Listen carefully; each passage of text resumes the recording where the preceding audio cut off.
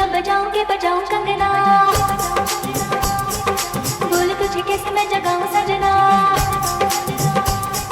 चूड़ियां बजाऊं के बजाऊं कंगना, बोल तुझे कैसे मैं जगाऊं सजना, अंग अंग बहके तन मेरा महके मन मेरा बहके, कैसे ये जलन मैं बुझाऊं सजना, कैसे ये जलन मैं बुझाऊं सजना। गाइस अब इस चीज का एक नया अपडेटेड वर्जन सुन लीजिए एक बार, जो हमारी कथावाचका जी हैं उनके मुखार बिंदु द्वारा। राधा भगवान कन्हैया को मनाती क्या कहती है? चूड़ियां बजाऊं के बजाऊं कंगना, ए, ए, ए, चूड़ियां बजाऊं के बजाऊं कंगना, बोल तुझे कैसे मैं बजाऊं कंगना, गली गली बहके वरना बहके, गली गली बहके वरना बहके,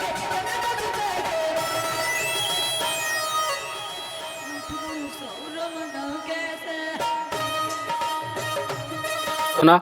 और अभी रुकिए, अभी एक और है, और ऐसे एक नहीं पता नहीं अनंत हैं, हजारों हैं ऐसे। आप YouTube पर ऐसे गाने हजारों सुन सकते हैं। एक और देख लीजिए यहाँ पर। मैनू इश्क दा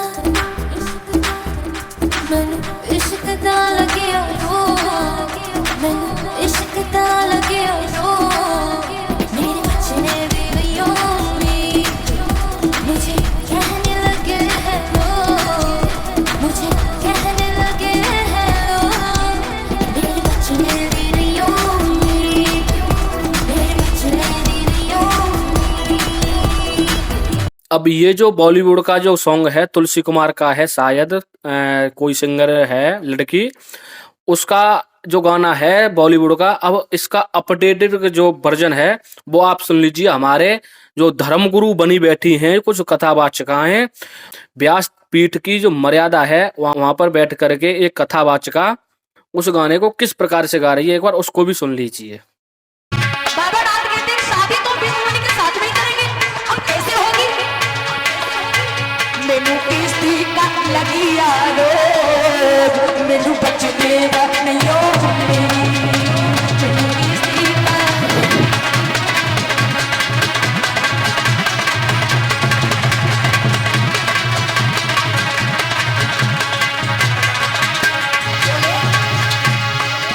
मुझसे कहने लगे हैं लोग, मुझसे कहने लगे हैं लोग, मैनू बचने का नहीं हो क्लियर? अब मैं सिर्फ उन लोगों से, उन हिंदुओं से पूछना चाहूंगा कि ये जो हो रहा है, ये जो बॉलीवुड का जो कीड़ा है, अब तक घरों में था, टीवियों में था, फोनों में था, अब ये बॉलीवुड का कीड़ा हमारी कथाओं में, हमारे पुराणों में और श्रीमद् भागवत महापुराण की जो कथा है उसमें घुस गया। जो हमारे धर्म है, जो सनातन हिंदू धर्म है, उसमें बॉलीवुड का कीड़ा घुस गया। और ये लोग इस प्रकार से इस मस्ती में गा रहे हैं इन गानों को कि हमें शर्म भी नहीं आ रही है और हम उसका विरोध भी नहीं कर पा रहे हैं, उसका आनंद भरकर उसका पूरा आनंद ले रहे हैं। और जो इस चीज को सुन करके और उसका विरोध नहीं कर सकता है वो पहली बात हिंदू नहीं हो सकता है। पहला गाना कि चूड़ियां बजाऊं कि बजाऊं कंगना मुकद्दर फिल्म मिथुन का है, मिथुन चक्रवर्ती का। उस गाने को इन्होंने रीमेक कर दिया, अपडेटेड वर्जन आ गया, वहां पर जो सजना है वहां पर श्याम लगा दिया। तो मैं ये पूछना चाहूंगा सबसे पहले कि इस बात पर अगर ये राधा शास्त्री कोई तर्क दें तो वो तर्क ये होगा कि या तो जो राधा रानी है वो भगवान श्री कृष्ण के लिए इस बात को कह रही हैं, या फिर इनका दूसरा तर्क ये होगा कि हम भगवान श्री कृष्ण के से रूठे हुए हैं तो इस बात को हम कह रहे हैं। तो अगर श्री राधा रानी ने ऐसा कहा है तो कहां पर लिखा है, उसका प्रमाण दिखाइए। दूसरी बात, अगर ये तुम अपने आप से कहते हो कि हम भगवान श्री कृष्ण हमसे रूठ गए हैं तो हम उन्हें मनाने के लिए इस गाने को गा रहे हैं, तो ये जो तुम्हारा मनाने का तरीका है अपने घर में जा करके मनाइए, पहली बात। और दूसरी बात कि अगर भगवान हमसे रूठे हुए हैं, अगर दूसरा व्यक्ति हमसे रूठ जाता है तो उसको झटके में कभी मनाया नहीं जाता है। जिस प्रकार से आप हाथ हिला रही हैं और ये ठुमका से मार रहे, ठुमका से जो चला रही हैं ना, इस प्रकार से भगवान को नहीं मनाया जाता है। कंगना बजा करके, चूड़ियां बजा करके, कौन व्यक्ति ऐसा है जो कंगना और चूड़ियां बजा करके भगवान को मनाता है? ठीक है, ये तो रही दूसरे पहले गाने की बात। और दूसरा गाना है, दूसरा गाना ये कोई पता नहीं कौन सी लैंग्वेज है, मेरे तो समझ से परे है। वो गाना बॉलीवुड का जो गाना है, उस गाने को एक सिंगर है बॉलीवुड की, शायद तुलसी कुमार नाम है उसका, उस सिंगर ने इस गाने को गाया। अब वो बॉलीवुड का कीड़ा कीड़ा वही कीड़ा ये जो राधा शास्त्री है, इन्होंने अपने मुखारबिंदु से कहा, और कितने रस में कहा ये भी आपने सुन लिया होगा। तो मेरा ये सवाल है कि ऐसे गाने गाने के लिए क्या भगवान वेद व्यास जी ने कहीं लिखित में कहा? क्या भगवान वेद व्यास जी ने कहीं पर यह कहा कि स्त्री को साप्ताहिक अनुष्ठान करने का अधिकार है? मैं इससे पहली वीडियो में प्रमाण दे चुका हूं कि तीन तीन प्रमाण मैंने दिए हैं, तीन तीन।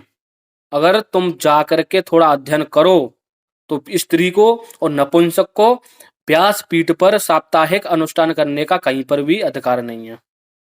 और क्यों नहीं है? वो पूरी दुनिया जानती है कि स्त्री को क्यों नहीं है अधिकार। ठीक है, अब मैं इस पॉइंट पर बात करूंगा कि हमारे जो सनातन जो धर्म है उसको बर्बाद करने के लिए लाखों कोशिश लोग कर रहे हैं। भगवान श्री कृष्ण को नाचने वाला बना दिया, श्री राधा रानी जी को नाचने वाला बना दिया कि उन्होंने तो रास ही रचाया है। भगवान श्री कृष्ण ने कुरुक्षेत्र के मैदान में अर्जुन को गीता का ज्ञान दिया। 18 दिन युद्ध चला। 18 दिन के युद्ध में भगवान श्री कृष्ण से अगर कोई सीखे तो इस दुनिया को चला सकता है। अगर 18 दिन की जो उनकी जीवनी है उसको अपने अंदर धारण कर ले तो इस संसार को, पूरे संसार को एक व्यक्ति चला सकता है। इतनी उनका इस प्रकार की उनकी 18 दिन में जीवनी है, लेकिन वो हमें सिखाई नहीं गई। और वो सिखाएगा कौन? हमारे जो धर्म गुरु हैं, हमारी जो कथावाचक लोग हैं, और ये कोई कथावाचका जो हो गई हैं आजकल, ये सिखाएंगी। लेकिन ये क्या क्या सिखा रही हैं? चूड़ियां बजाऊं कि बजाऊं कंगना। ये फिल्मी गाने गा रही हैं, ये हमको सिखा रही हैं।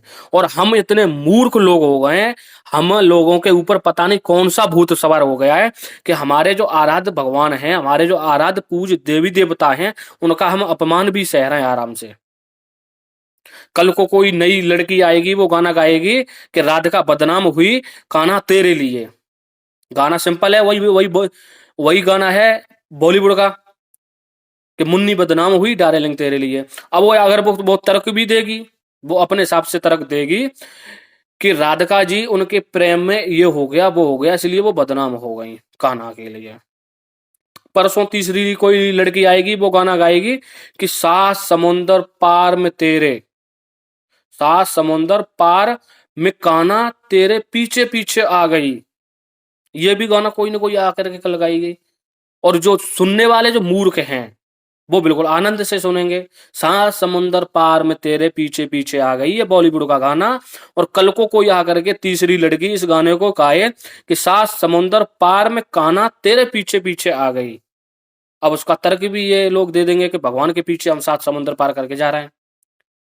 मतलब पूरा जो सिस्टम इन लोगों का बना हुआ है, वो पूरा सिस्टम यही बना हुआ है कि सनातन धर्म को भ्रष्ट करो, सनातन धर्म को बर्बाद करो, धर्म का अधर्म करो। उसके बाद में ये आरती गाएंगे, उसमें कहेंगे धर्म की जय हो, अधर्म का नाश हो। तो इन्होंने अधर्म तो पहले ही, जब शाम को इन्होंने आरती की तो आरती से पहले इन्होंने अधर्म के अलावा कुछ नहीं किया।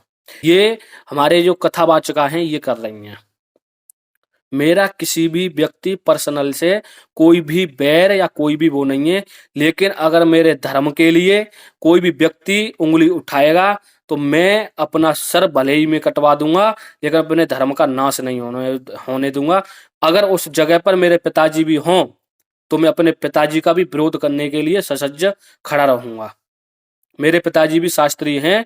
अगर मेरे पिताजी भी धर्म की मर्यादा का उल्लंघन करेंगे, वेदों की मर्यादा का उल्लंघन करेंगे, तो मैं उनके विरोध में खड़ा रहूंगा। तो मेरे लिए तुम कोई बड़ी तोप नहीं हो, पहली बात। और अगर तुम लोग मुझसे ये सवाल करते हो ना कि तुझे किसने अधिकार दिया हमारे बारे में बोलने के लिए, हम चाहे कुछ भी करें, तो मेरा एक प्रश्न पहले तो ये सुन लीजिए कि तुम लोगों को किसने अधिकार दिया व्यास गद्दी पर बैठने का। और रही बात मेरे अधिकार की, तो मेरे धर्म का जो अपमान करेगा, मैं उसके लिए अपने प्राणों की आहुति देने के लिए तैयार हूं, चाहे वो कोई ही भी सामान्य व्यक्ति हो। धर्म का अपमान अगर होगा तो वहां पर मेरा बोलने का अधिकार भी है, मेरा कर्तव्य भी है, और मेरा धर्म भी कहता है, और मेरा जो संविधान भारत का है वो भी कहता है कि अगर तुम्हारे धर्म के खिलाफ कोई बोल रहा है और तुम्हें अपने धर्म को लेकर के कोई अपमान लगता है तो तुम उसका विरोध कर सकते हो, ये संविधान भी कहता है। तो वीडियो में जो बात मैंने बताई है उससे अगर तुम्हें कोई अपमान लगता है तो वो उसका आप निसंदेह विरोध कर सकते हो। हालांकि क्या मैंने किसी का भी कोई भी इसमें अपमान करने वाली बात नहीं की है, मैंने सिर्फ अपने धर्म का पक्ष रखा है और मैं धर्म का पक्ष हमेशा रखता रहूंगा। आशा करता हूँ वीडियो अच्छी लगी होगी। वीडियो अच्छी लगी हो तो वीडियो को शेयर करें, लाइक करें, कमेंट करें और चैनल को सब्सक्राइब जरूर कर लें। राधे राधे, सोहम।